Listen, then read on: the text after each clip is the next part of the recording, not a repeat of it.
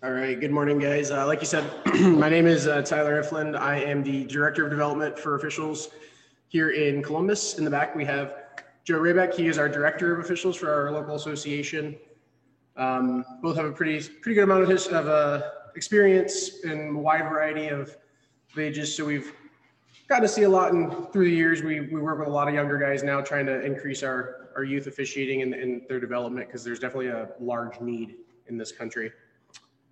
So a couple of big things we're going to talk about today with communication between officials and coaches. It's a truly important thing to think about whenever you're in a game. So to start off, it always starts with introductions. And this is something that I always talk about with the officials as well. It's great to be able to talk about it from the coach's side. Whenever you're with your introductions, right? Good sense of humor. I know we want to work on the seriousness of the game. We've got a big thing coming up, but it never hurts to be able to have that little laugh with them, create a little bit of rapport. I'm not saying we have to stand there forever, but it's a good thing to do to kind of break the mold and be able to work together, because in the end, that's what we're trying to do. The other thing that I always talk about with our officials, and I think is good from a coach's perspective, is discussion about the game. Pretty excited here tonight. Some big things coming up. We're, anything like that. We've been working on our power play. Last night we played really well. We did this well. Something like that. It just gets everybody in the mindset of the game. And again, it just opens those lines of communication. The other thing that I always like to do when I'm discussing with coaches is I always like to talk about communication throughout the game. So if you've ever seen me officiate, or Joe, we're always talking throughout the ice. I'm always talking to somebody, either players, my fellow officials. I talk all the time. So I have to kind of just tell me to shut up, which is fine. But I've always thought that there's never a bad thing in too much communication, where you'll be able to read when a coach wants to talk, when they don't want to talk. So when I'm introducing myself to a coach, and I would hope you guys as coaches would do the same thing, to say, hey, if I have a question, is it okay if I just call you over, something like that. It's really just going to help that aspect down the game when you're going to need to talk, to help everybody just make it smoother and questions getting answered easier. Does that make sense? By the way, if you guys have any questions, feel free to just stop and shout. Totally don't mind at all. Okay, so during the game, the biggest thing that I always like to talk about with communication, and then anytime I talk to coaches, like meetings like this as well, I always say the biggest thing would be questions, not accusations. So what did you see is always a great one to start off with. A lot of times coaches will always go back to, well, this is what I saw, which is fine. I totally understand. We've all got our opinions. And I always say that's understandable. The big thing I always like to emphasize is the difference in where we're standing, right? If I'm on the goal line and the bench is all the way back here 200 feet away, then we may absolutely have seen something different. Okay, so then I'll always let the coaches get their opinion out, which is cool. But then I can always say that with the difference in our positioning or distance on the ice, we absolutely saw two different things. I called what I called, and we're going to move on, right? So that's another civil conversation that gives the coach the opportunity to understand what they were thinking. Let me ask a quick question. How many times have you guys seen an official change their call?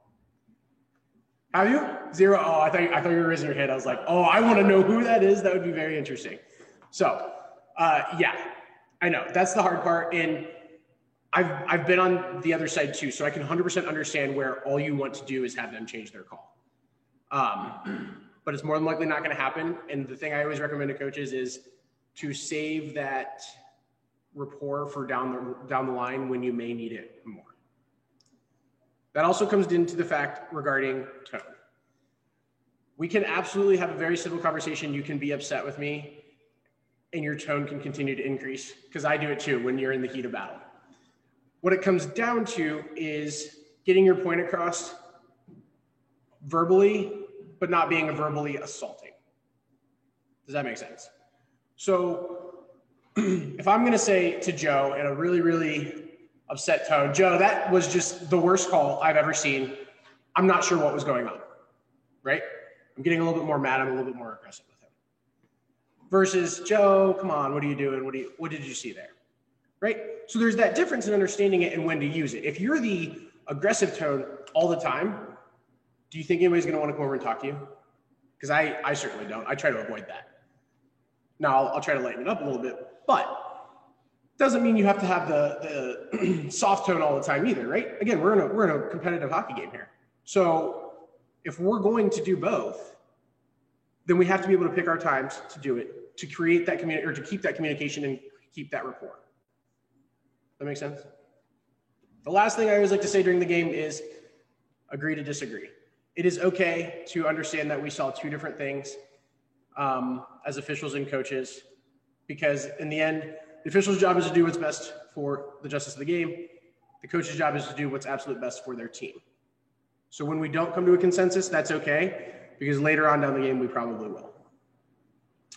All right, so after the game, I always like to just remind coaches when I'm talking, big thing is respect for the game. We could have officials that have done the worst job, but it's always good to keep in mind, you know, respecting the game, respecting that officials are needed for our game that we love to continue.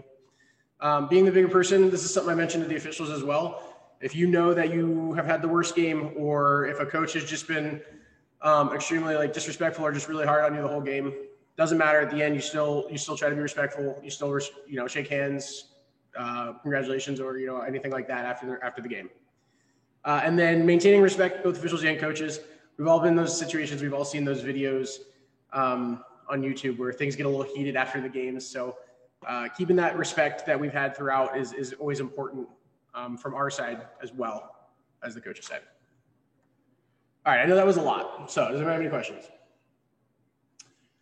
All right, so the next thing is continuing with communication, body language versus verbal language. These are two of my favorite pictures because it's something that I really emphasize when we do our local USA Hockey seminars for officials. So body language. Does anybody on the left feel like that is going to be a fun conversation from an official's perspective? Okay. And then on the right, does anybody feel like they would enjoy being the coach there just a little bit? Because I think that would be a little, like, you would just be getting everything out. You'd be like, this is great. I can tell you right now, the officials, like number 29 is not having a good day. We've all been there. So the reason I bring this up, body language versus verbal language. When we are going to have, so whenever we talk to coaches and as officials, and whenever coaches are talking to officials, I always like to emphasize it's a two-way street as far as body language goes, right? I would not want an official coming up to you guys and standing like this, like acting like they're bored. I wouldn't want them putting their hands on their hips like they're standoffish, right? So I always emphasize, hey, let's keep it like nice and loose. Watch our like facial like language so that it doesn't appear like you're overly mad. And that way we can have that civil conversation. And then anytime that I always talk to coaches, I always say the same thing. So if I'm going to have our officials do that, we would have our coaches do the same thing in that, you know, we don't want any pointing of fingers, right? We don't want any standing on the dashboard, standing on the bench, because it's looking like it's just a bad image looking over. So if we're going to have that conversation, I'm not saying we can't like raise our voices or yell. I'm just saying let's keep that communication to the point where it doesn't get over the top looking bad. Does that make sense? It's really important. I always do this demonstration where when you stand over top the official, like if I were to stand on this table and you stand over top the official and you're like just pointing at him the whole time, the amount of different angles where it looks like it's like the coach is just berating the official, it just looks terrible. That for the official loses credibility, and then the official is never going to want to come back and talk to the coaches. Does that make sense? I don't know, Joe, have you ever had a coach do that you want to go back and talk to later? Yes. It's usually like a one and done. That's fair. All right, I'm going to pull up. Let me look at that real quick. We're good. All right, I wanted to pull up just a quick YouTube clip. I thought this was a really great example of these officials. One second, sorry. Of these officials and these coaches having a very good conversation. Well, sorry guys, bear with me. Yeah, there we go. Hold on. Oh. All right, let me go to them. Are you able to hear? Do you know? Oh, that's okay. All right, I'll give you a good example then. That's fine. I'll give you a good example then of when he goes to talk to this coach. Okay, so actually I'll have two examples. when he goes to talk to this player right here. Okay, perfect. So obviously you can't hear it, but he's going to talk to this guy. And although you can't hear it, that looks like a very, very good conversation, right? A good example of body language. He's got his hand right on him, right? He's like soft in nature. When you hear it too, his tone is very low. He's like, hey, I saw it, totally missed it. I got to get it next time. And it's just a very like good conversation between the two that builds the game better. So then that'll move on to, 1 second, sorry, it's a little. Right, he's putting it back on himself. Okay, so here's a good one too. So if you see in the beginning, he asks the coach, who's standing there, very upset because he just missed a very large trip in the corner that ended up in a goal. He says to the coach, I completely understand. I had my head turned, it's just me out there. I'm trying to work on my own, right? So the coach, he then says, hey, we can have a conversation about this. The coach completely changes his tone. Right? He leans over, he's not trying to shout at him as much, and the conversation goes exponentially better. And he even mentioned how he built rapport with that coach, and the coach was willing to talk to him like that the rest of the game. So I know that was from an official's perspective, but those little things truly, truly make a difference from both sides. And that's why I try to emphasize the 50-50 streak, because we're just trying to do what's best for the game in that aspect. How do I go back? Oh, there we go. Okay. Enough about communication. I feel like I hit it pretty good. Sorry, I tried not to be too much from the official side. Does anybody have any questions, examples, anything from communication that you want to ask or share? Do you feel like that was okay from our side, from coach's side? How do you work with a referee that maybe hard to work with? Yeah, absolutely. It tells you that, hey, yep. You don't want to get into pissy matches stuff. Yep, absolutely. That's great, because from an official side, I always try to deal with that, because that's a problem for us too, right? Things that I always recommend would be maintaining that conversation of, hey, I'm really trying to work with you here. Like I have not done anything wrong. I just have some questions. The other thing you can always do is look at their partner, maybe speak to their partner, see if there's like something different going on, see like what you can do as far as like why it's just being that whole standoffish attitude. I mean, being real for a second, we all know there are some individuals who can just be like that naturally. Like, I'm not going to lie. Like I've got guys that I can give the example of, that like, you see it and you're like, oh, like that's just who they are. And that's a tough person to crack. Would you agree, Joe? Yes.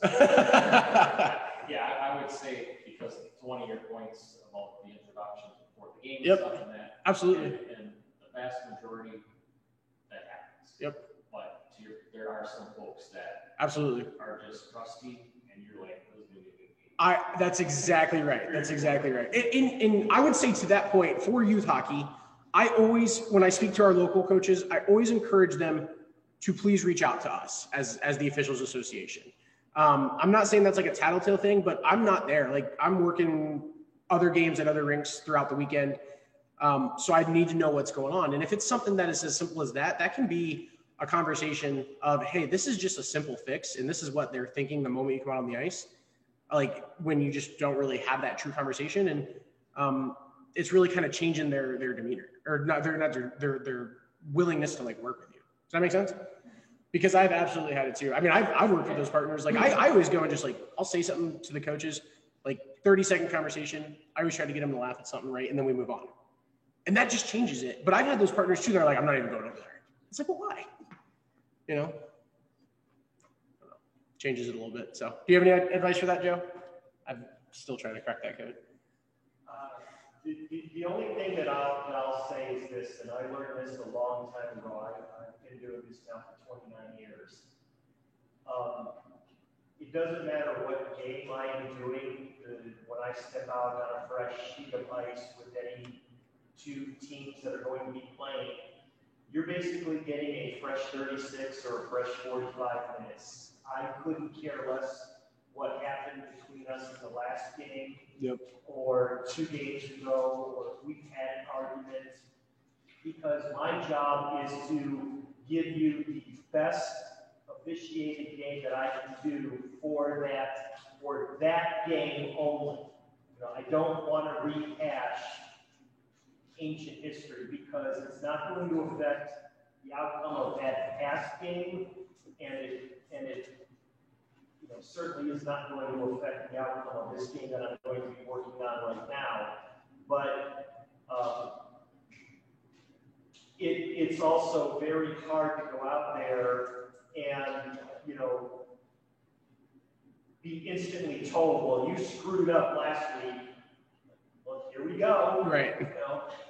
You're getting a fresh game from me, and you're already, in a foul mood, something that happened, a week ago or 2 weeks ago or whatever. So it's just something that mentally you just have to be aware of that, from a referee standpoint and even from a coach's standpoint, new game, new situation, the clock starts over. So let it go.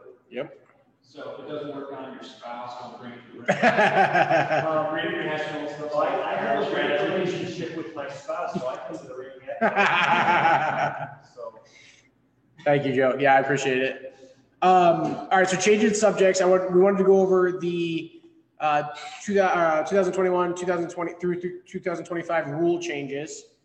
As you guys know, we're getting new rule books. Some people are extremely not happy about some of these changes.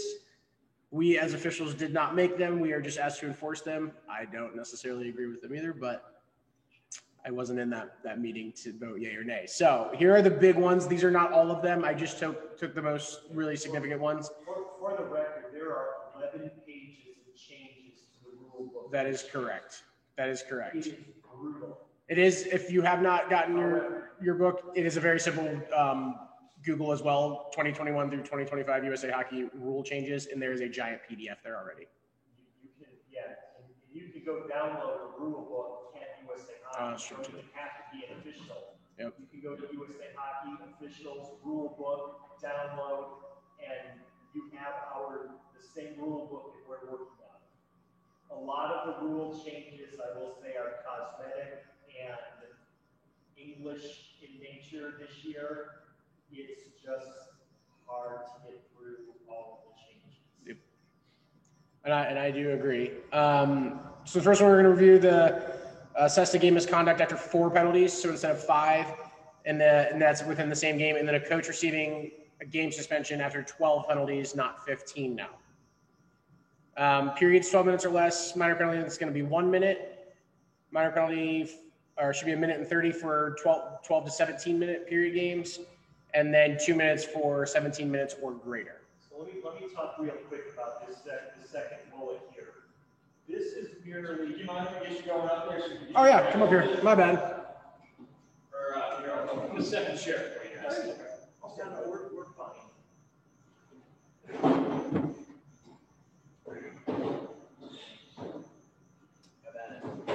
Thanks. All right. So for this second bullet on the reduction of minutes for penalties in games, this was actually put in as a recommendation, and local organizations have the ability to adopt this. Now, this is not something that is actually new for USA Hockey, and I want to say about 12 to 14 years ago, they tried to do this in games which were 12-minute length and period to reduce the time to a $1.30. It didn't go over well in the past. They have reintroduced this. This is something that is a recommendation for local associations to adopt. And this is their recommendation for the length of time for periods. And what they're trying to do in a 12-minute game, they're basically trying to make the penalty in relationship to the amount of game time compared to the amount of penalty time. Now, I have also seen communications that for U12 games and under, that the 1 minute 30-second penalties will be in effect for all U12 games regardless of association. So this is something that is even evolving as we're starting to get our rule books as well. I am sure that there will be a bunch of forums and a bunch of conversation going forward on the length of penalties. So this is something, as we're still in the summer, still preparing for this upcoming season, this is something we'll also be talking with our local associations to find out what they do want to adopt. I would also recommend, from an official's or from a coach's side, when your association, whatever level you're at, does confirm what they're going to do, for the first couple of weeks, confirm that with the officials. Like when you're talking to them in the beginning, hey, I know there's some big changes this year. Just want to make sure everybody's aware we're doing 1.5 minute penalties. Is that cool with you guys? Something like that. Okay. The one thing that I will also say that finally USA Hockey has decided to adopt is that when there's a penalty that has been issued, it will always result in a face-off taking place in an attacking zone face-off dot. In the past, USA Hockey always had a last play face-off for the location of the penalty. So in some instances, if there was a penalty committed in the neutral zone or even in the defensive zone, we were not always looking like this is on TV, where you're going to get an attack zone face-off. This is one of the things with USA Hockey that's definitely different than what we see on TV. There are rule differences. So probably now 10 years after the NHL has finally adopted this strategy, USA Hockey is now adapting that if you're going to go on a power play, you are going to get an attack zone face-off. Okay. Are there more? I got 2 more. 2 more? Just 3 on each.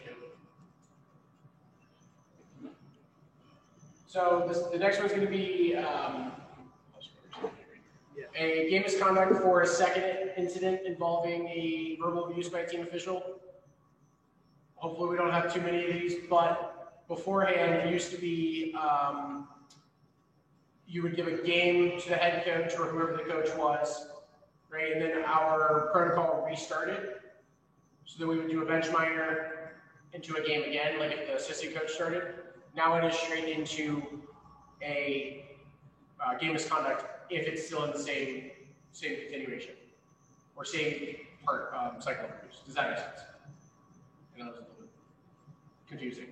Next one would be just an incorporation of the hateful discriminatory language under the match penalty rule. This does not change anything big because we've been playing under that for the past 1.5 years. Hateful discriminatory language is an automatic match. That does not change. End zone face-offs and defending zone of penalized team, except for where the stoppage of play is caused by the non-defending team. That's what we just talked about in regards with the penalties as well. So we're going to have it in that attacking zone, which people are really going to like. That's what they see with the NHL. All right, our last 3 set. The restriction on slap shots at 10 and under age classification is gone. Not going to say anything. All right, so these are the 2 big ones. So before everybody hates them, all youth levels of play will be prohibited from legally icing the puck during shorthanded situations. Only exceptions are high school and adult classifications. So if I have any high school or if I have any 15 and up coaches from last year, you're really going to get it this year because everybody except for high school and adult cannot ice the puck. So, or as I like to say, icing all the time. You got any fun? I'm sure you have something fun on that. I guess I just need clarification. So why high school? So if they have not designated a team as a high school team, I know. But you're playing 16U, icing's in effect all the time. I believe so, yeah. So I would clarify that with your officials as well, if it's close to that age range. The same exact thing for high school and adult would be eliminating tag up offsides at all youth levels. So immediate offsides now too. So those are the fun ones, especially when the officials first saw it too. I don't know if anybody has any opinions on them. So, Yeah, I don't like that.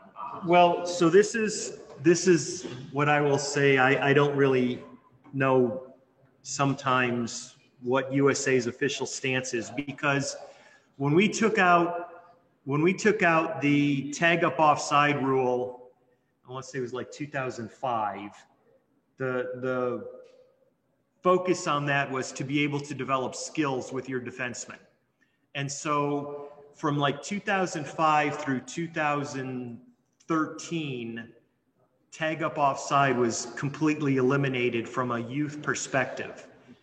And then they allowed tag up offside to return for the high school level starting in 2013. And then in 2017, when they changed the rule book, they allowed bantams, 14Us. I will get used to that. Then they allowed U14s to be able to do tag up offside, but icing was always in effect, which I hated doing those games for 4 years. But essentially now tag up offside is gone at all levels. So we're back to, is this now skill development only, or is this, we're back to skill development. I don't think it slows the game down. Here's what I will say. When this was put into play in 2005, it slowed the game down for about a month and a half because everybody was still getting used to it. Once people got used to it, whether they liked it or not, it improved from the standpoint that everybody knew what the expectation was. You cannot dump and chase. And as from an official standpoint, you could tell very early which teams got it and which teams didn't. And even when they eliminated it for the U14s in 2017, you could still see which teams had this ingrained into their psyche that said, you cannot dump and chase. You do have to make a play on the puck and learn how to pass and control. So it then took a little bit of time for teams to unthink that process. And now we have to rethink that process. It will be a slow road in September and October and probably even into November. But I think once everybody gets reused to the fact that you can't do dump and chase, we'll be fine. But I will tell you this, it will be a slow go for 2 months. I just have one more. One more? Before I didn't have to talk about TV versus youth hockey. No instant replay. It's my favorite one every time. Sorry, guys. I can't go to the booth. Quick question on that. So say you have, like I had this at high school last year. You literally have someone in the stands taking video of the game, and like they ran across and flies us before the next period. Yep. Are we able to go back and, hey, here's what we saw, blah, blah, blah, watch out for XYZ player doing these chops to the back of the legs in the next period or throughout the rest of the game?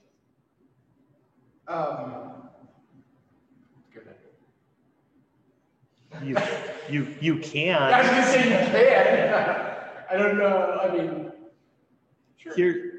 Because we had a kid that was on the other team that was very dirty. It was, again, you guys couldn't really see it from the official standpoint. We saw it from the bench, and we had video proof of it, so it was like raising up awareness. That was the way that we saw it. I will say this, it probably wouldn't hurt, but I will give you the visual optics. If you're running to the referee room showing us video in between periods, half of the arena is going to be like, yeah, you give it to them, tell them what you think. And then the other half of the arena is going to think, oh, now they're in the referee's ear and we're going to get screwed for a period and a half. So it's a double-edged sword. I mean, it does. I mean, obviously it does help us because there are things that we clearly miss and do not see. And I will freely admit that. You know, I can't say, well, I missed it, I missed that, I missed that, I missed that, because then my credibility is really shot, because what are you watching? But, you know, there are situations that, you know, we're not going to see everything. And which really helps on that last point is with fewer officials. I mean, most games are only going to be officiated as a two-man system. All right. And you got to understand, you know, there's 2 referees looking at predominantly 11 people at all time. You know, depending on what zone you're in, you know, you're pretty much going to forget the goalie behind you until he becomes the goalie in front of you. But, you know, we have 2 people trying to keep track of 11 bodies. You know, now you have 2 teams with 5 coaches on the bench, and you've got, you know, 10 sets of eyes looking at each individual player at times. And you're going to pick up a lot more than we do with all of our other responsibilities. So it does become a catch-22 if you're trying to help us with the video in between periods. So. Yeah, we made another game where there was a kid that was like very sneaky. So he like dropped the gloves and was like, punches. So he obviously got the penalty for instigation. He did not drop the gloves. Let me take that back. He threw some punches that didn't get called. It was roughing because they both went at each other. Right. And he got dropped, still throwing punches. The referee had a terrible angle. It was literally in front of our camera. So after the game, should we be reporting these things where it's rising to the level? I mean, I would say after the game is definitely a much better optic and time to have that conversation.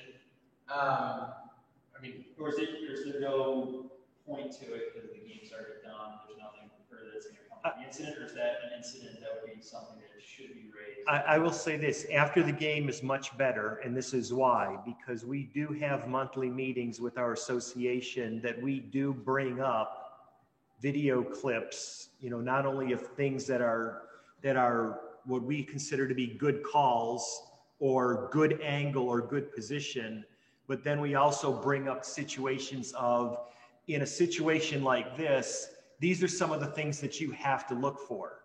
You know, so, you know, when you do get a gathering of players, you know, you need to be able to not only figure out what's going on in that massive blob, but, you know, is somebody, you know, getting a sucker punch in? Is somebody getting a butt end in? Is somebody getting a cup check in?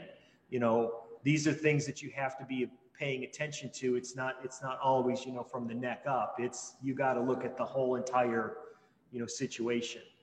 And these are things that we do point out. So, I mean, it is helpful to us to, even after the fact, get game film of that, because we do review it. We do look at it.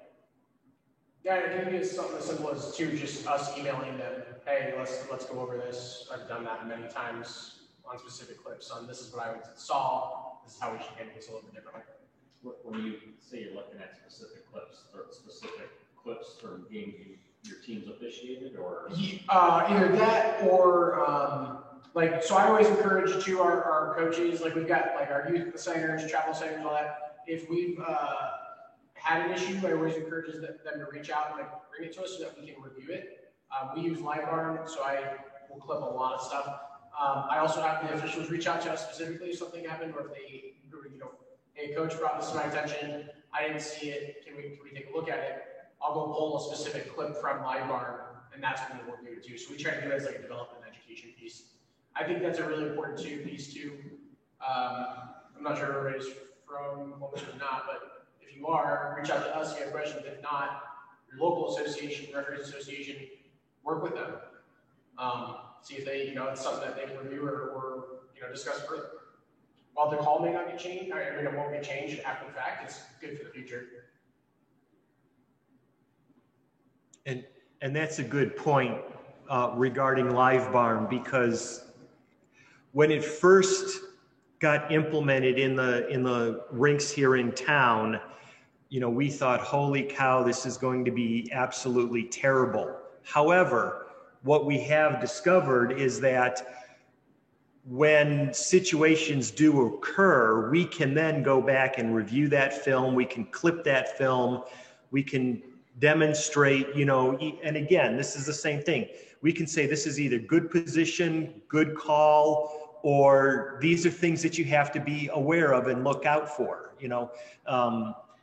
Some of the things that I've clipped in the past is that when referees move up the ice and they're too fast, and all of a sudden you still have people lingering behind the trailing referee, next thing you know, you've got one guy lying on the ground because, you know, he took one to the back of the knees, you know, and now you've got a penalty that should have been called, not called, you know, and, you know, these are teaching tools that we do use. So it's been very beneficial. You know, the only thing that I will say is just the camera at the ice house is just so far away. So, anyway, I definitely use it today. but we have used it, and we have used it in teaching moments. So So that's all we got.